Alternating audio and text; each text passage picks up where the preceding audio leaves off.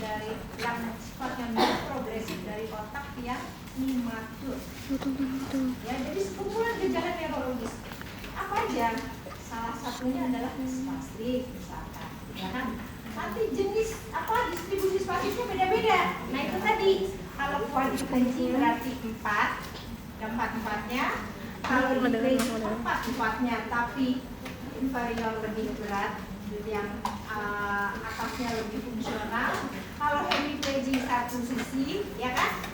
Kalau tipe campuran nanti ada dua-duanya di situ. Terus kemudian ada yang floppy, ada CD yang jenisnya tonus muskularnya rendah, ya. Terus ada yang diskinetik. Diskinetik tadi ada yang atetoid dan ataxia.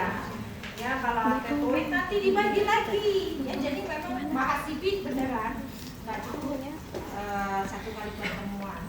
Ya. Jadi atetoid sendiri nanti ada 4. Jadi atetoid itu kan sifatnya fluktuatif. Ya, jadi ada tonus yang tinggi, ada tonus yang rendah. Tapi ini misalkan ini tonus normalnya di sini, ya. Ini tonus rendah, ini tonus tinggi. Nanti ada yang di sini. Ya, pure atetoid. Ada yang di sini masih lewat bawah tapi dia pergi banyak ke atas. Atetoid with spasticity. Ini ada lagi yang di bawah cuma naik-naik sedikit aja. Ya, kalau yang atetoid spasticity kan spastisnya lebih banyak dibanding yang low-nya. Tapi dia fluktuatif. Nanti ada ataxia yang sifatnya nanti kita di sini kita lihat video macam-macam CP yang ada yang bisa coba dokumentasikan di sana, ya. Jadi kita bisa membayangin kalau CP-nya kayak gini, intervensinya tuh apa gitu, ya. Itu tadi. Jadi otak imatur, kapan otak imatur? 2 tahun, ya. Jadi makanya orang mau bilang golden period itu di mana? 2 tahun, di bawah 2 tahun, atau kita bilangnya enggak dari 2 tahun, daripada masa kehamilan. Jadi 1000 hari. 1000 hari masa perkembangan. Makanya kalau ditanya mana prenatal, natal atau postnatal, nggak bisa. Semuanya punya kans yang sama. Kalau hamilnya tidak sehat, ya kan?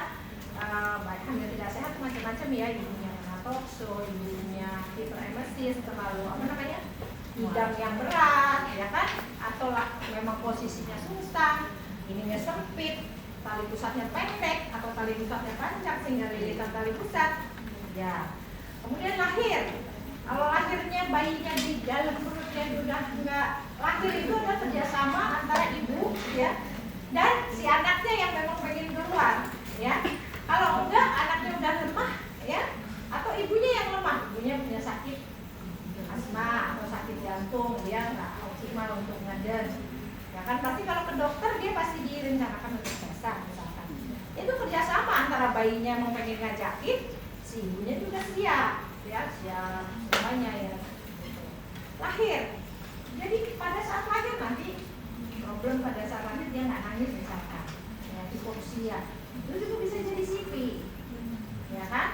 Udah lahir, ya, dalam masa imatur yang kurang dari 2 tahun itu, terus dia dehidrasi misalkan, ya, ada anak yang minum susunya belum bagus, disusuin di rumah gitu, ya, ternyata tersedak, ya, atau anaknya suka tidur aja, kata ibunya tidur sih jadi nggak dibeliin susu, nggak bisa.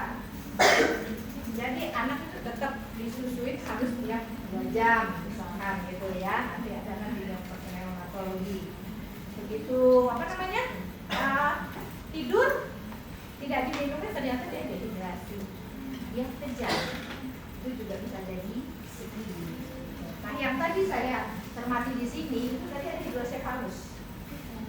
Ya, hidrosefalus bukan kategori CP walaupun lahiriahnya tanda-tanda CP. Karena apa hidrosefalus? Hidrosefalus termasuk yang progresif. Kalau CP kan non progresif. Sekumpulan gejala neurologisnya itu bisa spastik, ya, bisa fluktuatif, tonus postural tinggi, ya kan?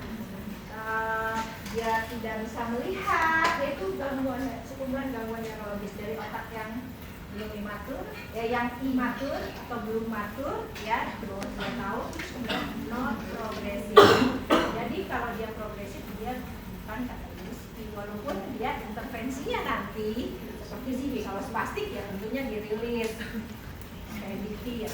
sumbat ya tadi di sini bahasanya. Yang mana? Kenapa hidrosefalus dibilang bukan CP? Karena dia kan tekanan intrakranial. Terus dibikin selang biasanya, dialirkan itu cairan yang mampet di sini yang selalu dihasilkan oleh tubuh, kemudian masuk ke dalam jadi keluar spinalis yang di dalam tulang belakang. Pokoknya begitu aja kan, berjalan begitu aja dan dia ada sumbatan. Nah itu makanya dia dialirkan air dia, jadi dialirkan ke lambung. Nah suatu ketika dia ada mampet lagi, banyak ya di tempat kita ada yang sampai 15 kali operasi. Atau kalau udah bagus gede sedikit, panjang selangnya udah beda kan, kita badannya udah tambah tinggi kan. Pasti ada ya tambah besar gitu ya. Nah, nggak apa-apa tuh juga ada, bisa jalan, bisa apa nggak apa-apa. Tapi ketika dia mengalami tekanan intrakranial yang tinggi, dia kejang, dia bisa tambah parah. Ya, jadi non progresif itu kerusakannya permanen. Ya tadi ada temen yang bilang gitu ya, kerusakannya permanen, ya udah segitu aja. Jadi apa sih yang kita bisa berikan? Stimulasi. Ya. CP-nya. Itu. Ya, jadi yang paling penting adalah itu definisinya kita ngerti dulu. Terus kemudian tipe-tipe dari CP-nya. Ya, tipe-tipe dari CP-nya mungkin disebutkan dulu tipe dari CP-nya yang tadi ya, kategori yang spastis yang mana, yang diskriminatif yang mana, yang sampulan yang mana, gitu kali ya. Nanti baru yang CP spastisnya ada macam-macam berdasarkan distribusinya, ada kuadri, ada dipleji, ada hemi. Ya penting diketahui pokoknya ya, kalau kuadri 4-4-nya ya, kalau dipleji 4-4-nya tapi lengan atau aspal ekstremis fungsional. Itu terus kemudian baru masuk ke problemnya. Ya apa sih problemnya? Kalau yang spastik pasti utamanya masalahnya adalah spastik, ya kan? Yang spastik masalahnya adalah spastik, ya kan? Cuman kan spastiknya gimana ya? Nanti aku mau bahas yang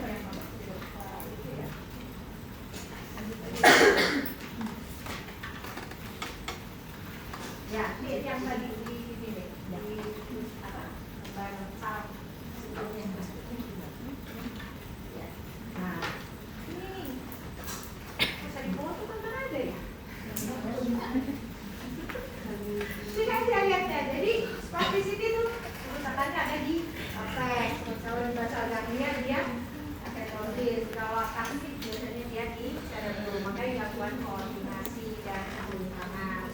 Atetosis biasanya dia simetri bentuknya, gerakannya tuh gitu-gitu ya. Tidak spastik ya, tergantung polanya. Quadriplegia, ini kita belajar quadriplegia. Ada yang kita belajar ya dulu ya, ada yang begini, ya kan? Ada juga ya.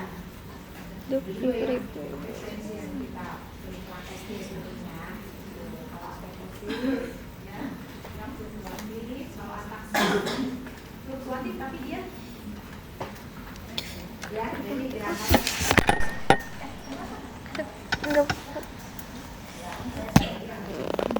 ya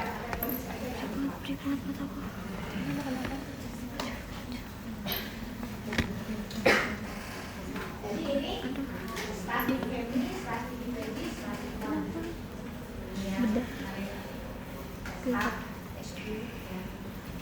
nggak beriman teman tiba-tiba film lagi bukan ngantuk persis ini kan kenapa sekumpulan gejala neurologis ya itu cognitive deficit, motor imbalance problem, abnormal. Jadi kalau ditanya apa itu sekumpulan gejala neurologis, ya kan? Refleks, ya, yang harusnya di umur 2 bulan ATNF itu sudah mulai menjadi refleks fisiologis, ya, ya pasti terus tetap bisa aja.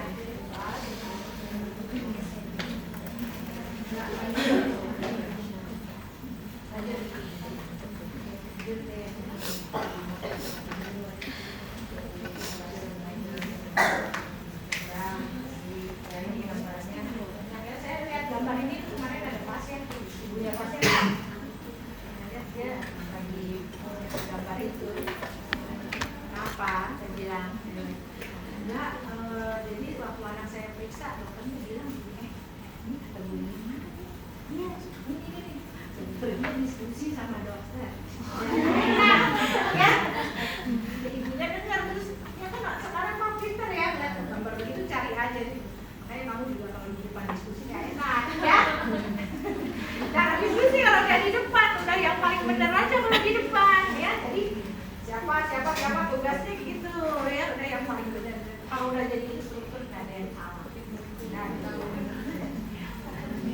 kurang hitungan tambahin sendiri. Kuncinya ada di depan, ya. Jadi dia kulik sendiri. Jadi kita saya nggak perlu ngajarin kayak gitu. Dia tuh kan pasti menolak untuk bawa anaknya dikatakan sendiri. Menolak untuk dikatakan sendiri. Ya karena dia lahir normal, terus tersedak. Tahunya dia 3 bulan diperiksa-periksa apakah dia apa namanya kok belum siap dia bisa makan. Bisa ternyata dia mencapai dari akhirnya operasi. Jenisnya apa? Lalu belajar bagi terjang. Jadi datang, waduh, hampir 2 tahun belum duduk, gitu ya, belum duduk stabil, pakai psikiatri, ya. Jadi kan tadi kita ada hitungan ya kan, kayak kontrol rating scale kan. Jadi ini enggak gitu, kalau kemudian bisa nahan, dia sendiri kan. Gimana enggak lupa Quadriplegia. kontrol rating scale. Gitu. Oh, ini kalau tidak boleh suka-suka begini, kita harus kulik lagi belakangnya, dari bawah jantung kita punya riwayat fungsi jantungnya tidak 9%, ya kan? Jadi ada apa jantung, ya kayak gitu kan, itu menjadi apa simpanan juga potensi potensinya. Ya. Ini kenapa kalau udah ngomongin CP, yang kayak kemarin prognosisnya prognosis CP, ya kan? Bahasannya banyak. Nanti dibilang tipenya yang kayak gimana tadi benar ya pakai MRI kelihatan lah itu konteksnya yang bagian mana. Tapi ketika kita sudah fisioterapis melihat pasien, yang kelihatan adalah tipenya, ya tipenya. Terus kemudian